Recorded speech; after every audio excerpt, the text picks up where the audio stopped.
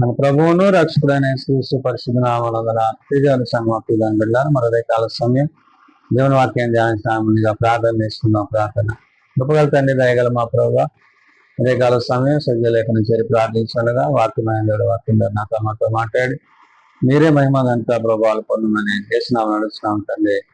ఆమె ప్రియమైన సంగమ ప్రియదాని బిడ్డ ఎడదలకు ఏర్పాటు చేయబడిన వాక్య భాగము త్రిత్వ పండుగ కొరకు ఏర్పాటు చేయబడిన సువార్త వాక్య భాగము యోహాను సువార్త 3వ అధ్యాయము 1 నుండి 15 వచనాలు ధ్యానం చేస్తున్నాము.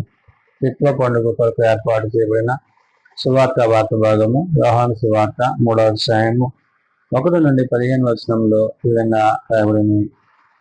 యూదుల అధికారి అయిన నికోదేమును పరిసయ్యుడు ఒకడు ఉండెను.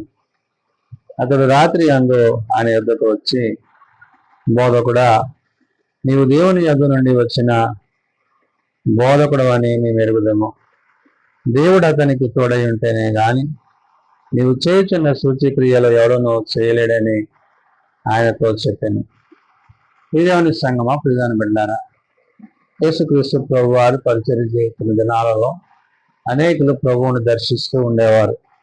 ఆ విధంగానే ఈ యూదుల అధికారి అయిన నికోదేము అనే వ్యక్తి యేసుక్రీస్తు ప్రభువును కూడా ఒక రాత్రికాల సమయం అందు ఆయనను దర్శించి ఆయనతో అనేకమైన విషయాలను మరి పంచుకోవడం జరిగింది. ఈ విషయాలన్నిటినీ భక్తుడైన యోహాను గారు ఈ యొక్క సువార్త వాక్య భాగంలో ఆయన తెలియజేస్తూ ఈ నికోదేము యేసును ప్రశ్నించిన ప్రశ్నలు, ఆ ప్రశ్నలకు ప్రభువు ఆయనకి ఇచ్చిన సమాధానాన్ని మనం ఇక్కడ చూడగలం. అందుకని అన్నాడు, యూదుల అధికారి అయిన నికోదేము ఒక పరిసయ్యుడు ఉండెను అన్నాడు. ఈ యూదుల అధికారి అయిన నికోదేము అతడు ఒక పరిసయ్యుడు. అతడు ఏమంటున్నాడు? రాత్రి అందు ఆయన యొద్దకు వచ్చి, బోధకుడా, నీవు దేవుని యొద్ద నుండి వచ్చిన బోధకుడు అని మేము ఎరుగుదాము. ప్రభువుని అంటున్నాడు, ఒక బోధకుడిగా నీవు దేవుని దగ్గర నుంచి వచ్చిన బోధకుడు అని మేము ఎరుగుదాము అని చెప్తూ, దేవుడు అతనికి తోడై ఉంటేనే గాని నీవు చేసిన సూచక్రియలు ఎవడనో చేయడని ఆయనతో చెప్పాను. అంటే దేవుని సహాయం చేత, దేవుని పొందిక చేతనే తప్ప మరి ఆయన పొందిక లేకుండా నువ్వేమి చేయలేవు అనే విషయాన్ని ప్రభుతో ఈ యొక్క యూదుల అధికారి అయిన నికోదేము చెప్తున్నాడు. అంటే దేవుని సహాయము ద్వారా, దేవుని బలము చేత, శక్తి చేత ప్రభు ఈ కార్యాలు చేస్తున్నాడు అనే విషయాన్ని అక్కడ నికోదేము ఆ రాత్రి వేళ తాను అక్కడ ప్రభువుని గురించి మాట్లాడుతున్నప్పుడు అందుకు యేసు అతనితో, ఒకడు క్రొత్తగా జన్మించితేనే కానీ అతడు దేవుని రాజ్యమును చూడలేడని నీతో నిశ్చయముగా చెప్పుతున్నాను అన్నాడు. ప్రభు ఇక్కడ ఏమన్నారు? ఒకడు క్రొత్తగా జన్మించితేనే కానీ అతడు దేవుని రాజ్యమును చూడలేడని. అంటే ఏంటి? ఇప్పుడు నికోదేము ప్రభువుని గురించి దేవుని కుమారుడని, దేవుని ద్వారా అనుగ్రహింపబడిన ఆ శక్తిని బట్టి, బలమును బట్టి ఆయన ఉన్నాడనే విషయాన్ని ఎరిగిన తనకి ఇక్కడ ప్రభువు గుర్తు చేసింది ఏంటంటే, కొత్తగా జన్మించుట అంటే జన్మ తరహా జన్మించిన జన్మ కాకుండా ప్రభువులో, పరిశుద్ధాత్మలో తండ్రితో ఉండవలసిన యొక్క సంబంధాన్ని కలిగి ఆ త్రిత్వం యొక్క ఉద్దేశాన్ని, తండ్రి కుమార పరిశుద్ధాత్మల యొక్క ఉద్దేశాన్ని ప్రభు అక్కడ గుర్తు చేశారు. అందుకు యేసు అంటున్నారు అతనితో, ఒకడు క్రొత్తగా జన్మించితేనే కానీ అతడు దేవుని రాజ్యమును చూడలేడని అని నీతో నిశ్చయముగా చెప్పుచున్నానని అన్నాడు. ప్రభువుకు అన్న మాట పైనుండి, అంటే పరలోక సంబంధమైన విషయాల తప్ప భూ సంబంధమైన విషయాలు కావి.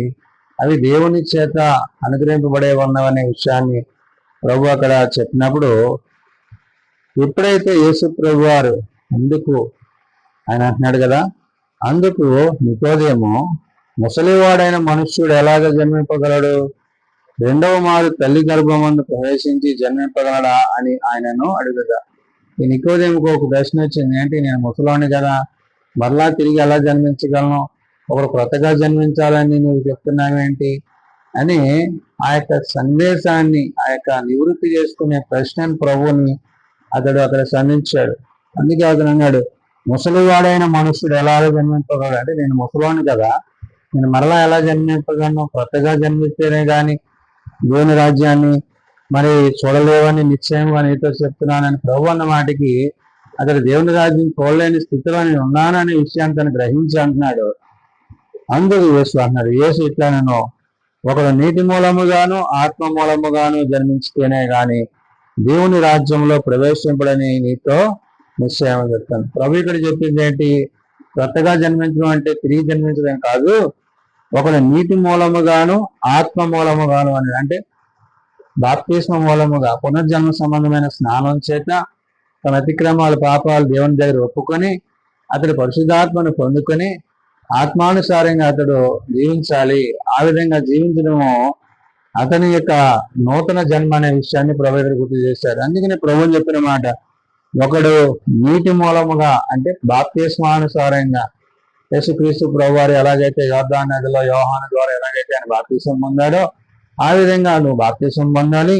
ఆత్మ మూలంగా ఎప్పుడైతే నువ్వు బాప్తిసం పొందుతావో అప్పుడు పరిశుద్ధ ఆత్మ నీకు అనుగ్రహింపబడతాడు. కాబట్టి ఆ ఆత్మానుసారంగా జన్మించితే గాని దేవుని రాజ్యంలో ప్రవేశించడం నీతో నిశ్చయంగా చెప్తాను. కాబట్టి ఈ పునర్జన్మ సంబంధమైన స్నానాన్ని, ఆత్మ సంబంధమైన శక్తిని నువ్వు కలిగి నువ్వు జీవించు అనే విషయాన్ని ప్రభు చెప్పినప్పుడు శరీర మూలముగా జన్మించినది శరీరమును, ఆత్మ మూలముగా జన్మించినది ఆత్మయునై ఉన్నది అన్నాడు. అంటే శరీరమైనది శరీరంగానే ఉంటుంది, ఆత్మ దేవుడు అనుగ్రహించి అంటే పైనుండి దేవుని చేత అనుగ్రహింపబడినదే తప్ప మరి భూ సంబంధమైనది ఇలా సంబంధమైనది కాదనే విషయాన్ని ప్రభు అక్కడ నికోదేముకు చెప్పారు. మీరు కొత్తగా జన్మించుకోవాలని నిన్న మీతో చెప్పినందున ఆశ్చర్యపడవద్దు. ప్రభు ఏమంటున్నారు ఇక్కడ నికోదేముతో? నేను కొత్తగా జన్మించాలని చెప్పినందువల్ల నీవు ఆశ్చర్యపడద్దు. ఎందుకని?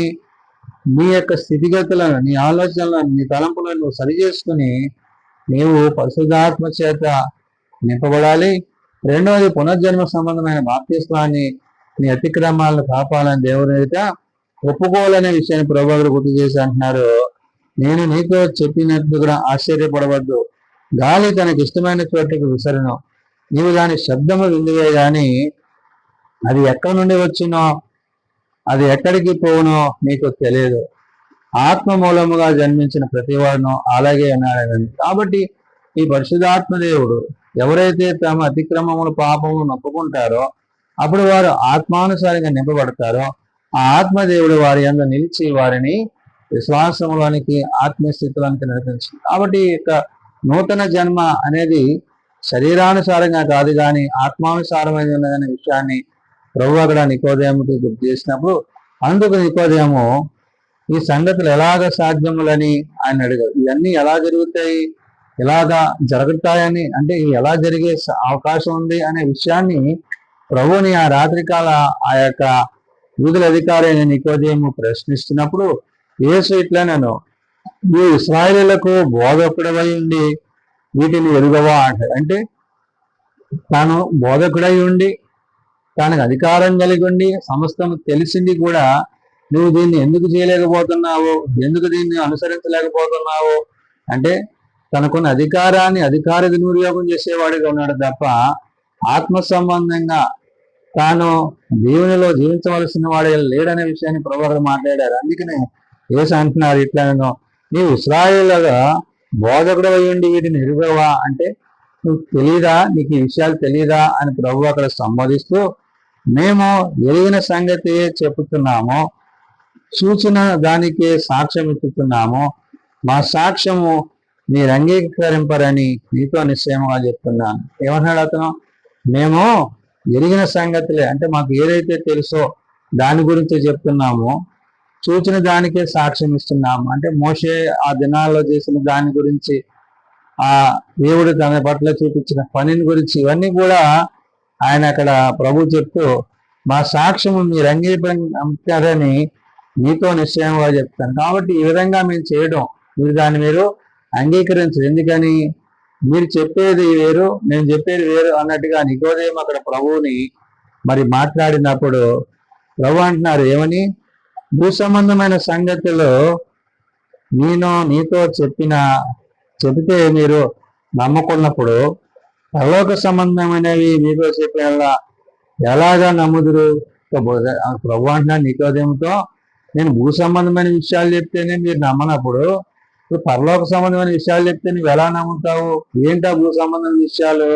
అక్కడ ప్రభు చెప్తున్నారు ఏమని, మరియు పరలోకము నుండి దిగివచ్చు వాడే అనగా పరలోకములో ఉండు మనుష్య కుమారుడే తప్ప పరలోకమునకు ఎక్కిపోవాడు ఎవడనో లేడు అన్నాడు. అంటే ఎవరు? ఆయన పరలోకం నుండి తండ్రి ద్వారా పంపబడ్డాడు, తండ్రి ద్వారా ఆయన ఈ కార్యాలు చేస్తున్నాడు, మరి తిరిగి ఆయన పరలోకమునకు తండ్రి దగ్గరకు ఎక్కిపోతాడు. కాబట్టి ఇక్కడ నువ్వు దేవుని యొక్క శక్తిని పొందుకున్నావు, నీ దేవుని కుమారుడివి అని అంగీకరించలేదు, కానీ దేవుని సహాయం లేకపోతే ఎవరు చేయలేరు అని ప్రభుని గురించి నికోదేము చెప్పాడు. ఆ విషయాన్ని ఇక్కడ ప్రభు గుర్తు చేశారు. ఏమంటున్నారు?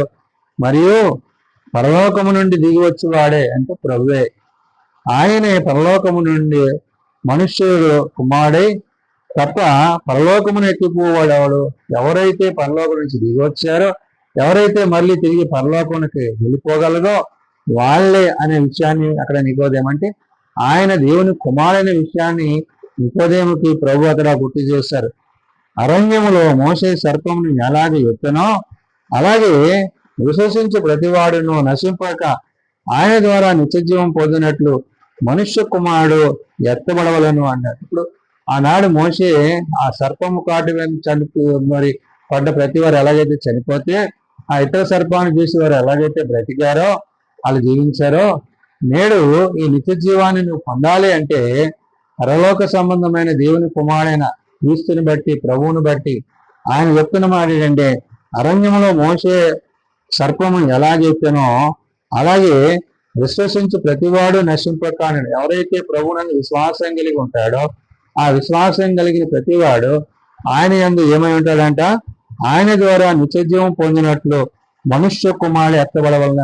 కాబట్టి ఇక్కడ ప్రభువు పరమునకు చేర్చబడి తండ్రితో ఆయనకున్న సంబంధాన్ని, ఆయన ఆదరణకర్త అయిన పరిశుద్ధాత్మను మన ఉంచారు. కాబట్టి తండ్రి కుమార పరిశుద్ధాత్మల యొక్క సంబంధంలో భాగంగా యేసుక్రీస్తు ప్రభువారు నికోదేముతో చెప్తున్నారు, దేవుడు లోకమును ఎంతో ప్రేమించాడు. కాబట్టి ఆయన అద్వితీయ కుమారుని ద్వారా మనకు అనుగ్రహింపబడిన యొక్క రక్షణ మనము మనస్సు కలిగి ఆనాడు మరి ఆ రాత్రి వేళ నికోదేము యేసు ప్రభు దగ్గరికి వచ్చి ప్రశ్నించినప్పుడు ఆ ప్రశ్నలన్నిటినీ ప్రభు నివృత్తి చేసి అతనిని ఆత్మ ద్వారా రక్షణలోనికి నడిపించడానికి ప్రభు సహాయం చేశాడు. కాబట్టి ఈ క్రిత పండుగ నాడు భక్తుడైన యోహాను ద్వారా ప్రభు సెలవిస్తున్న మాట, మనము నీతి ద్వారా ఆత్మ ద్వారా జీవించిన వారమే ప్రభు తిరిగి వచ్చినప్పుడు ప్రభుతో ఆయన రాజ్యమందు సదాకాలము జీవించే వారమే ఉండాలని పరిశుద్ధాత్మ దేవుడు తెలియజేసిన మాటలు ప్రార్థన చేసుకుందాం. ప్రేమ నమ్మకం కలిగిన మా తండ్రి, కృప కలిగిన దేవ, అవును నాయన, ఒకడు కొత్తగా జన్మిస్తేనే గాని దేవుని రాజ్యంలో ప్రవేశించలేదని నీవు సెలవిచ్చిన మాటలను బట్టి ప్రభువా, నీ యందును నీ మాటల యందును నీ ఆత్మ యందును మేము జీవించుటకు సహాయం ఇచ్చేయండి. ఎవరైతే బలహీనలు ఉన్నారో వారిని బలపరచండి, ఎవరైతే రోగులు ఉన్నారో వారిని స్వస్థపరచండి. ఆత్మానుసారముగా ఎదుగు రాగలుగుటకు మేము పునర్జన్మ సంబంధమైన బాప్తిసం కలిగిన వారమే, మా అతిక్రమములు మా పాపములను ఎదుటి ఒప్పుకున్న వారమే, మీ నీతిని అనుసరించి జీవించే వారముటకు నీ సహాయం దయచేయండి. చిన్న బిడ్డలు, యవనులు, పెద్దలు, వృద్ధులు ప్రతి వారిని పేరు పైన దీవించండి. ఈ క్రిస్వ పండుగ నాడని తండ్రిగా, కుమారునిగా, పరిశుద్ధాత్మగా మా మధ్య ఉంటూ మాతో ఉంటూ మమ్మల్ని ధైర్యపరుస్తూ ముందుకు నడిపిస్తూ మీరు ఆఖరికి మమ్మల్ని సిద్ధపరచుమని, దీని పరిచర్యల సేవలో నీ సన్నిధి మా ప్రేమించుమని ఏ సున్నత నామను ప్రార్థించి వేడుకుంటున్నాం తండ్రి, ఆమేన్. పరలోక మందున మా తండ్రి, నీ నామం పరిశుద్ధపరచుకోగాక, నీ రాజ్యం వచ్చుగాక, నీ చిత్తం పరలోక మందు నెరవేర్చినట్లు భూమి మీద నెరవేరుగాక. మానది నాడు మాకు దయచేయము, మళ్ళీ ప్రార్థన చేసిన వాణి మేము క్షమించిన ప్రకారం ఆ ప్రార్థన క్షమించు. శోధంలో తేకాదుకుండా తప్పించింది.